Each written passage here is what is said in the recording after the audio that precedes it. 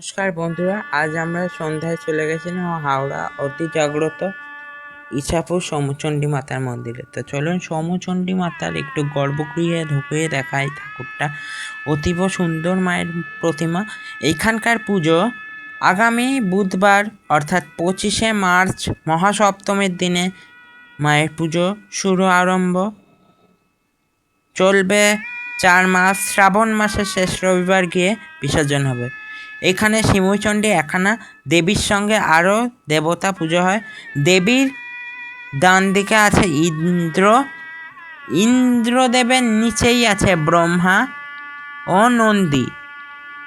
দেবীর বাম হস্তে আছেন হচ্ছে দেবাদিদেব মহাদেব, দেবাদিদেব মহাদেবের নিচে আছে বিষ্ণু ও ভৃঙ্গি।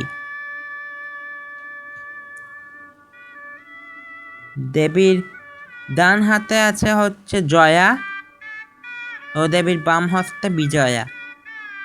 আনুমানিক 300 বছর আগে মেধা ঋষি এসেছিলেন এই ইছাপুর গ্রামে এবং পান চাষিদের জমিতে সৌমি নামক পোকা লাগার কারণে পান বরজ একেবারে নষ্ট হয়ে যাচ্ছিল।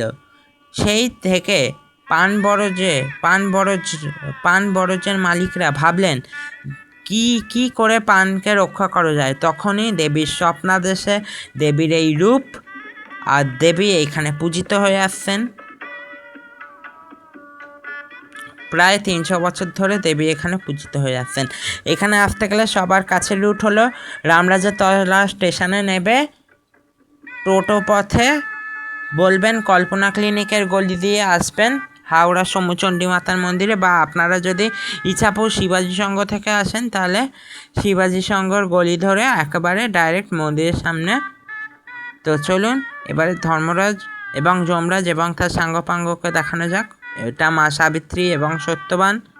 তো আজকের ভিডিও যদি আপনাদের ভালো লাগে থাকে লাইক, শেয়ার অ্যান্ড সাবস্ক্রাইব। দেখা হচ্ছে অন্য কোনো একটা ভিডিওতে। আজকের মতন টাটা, বাই।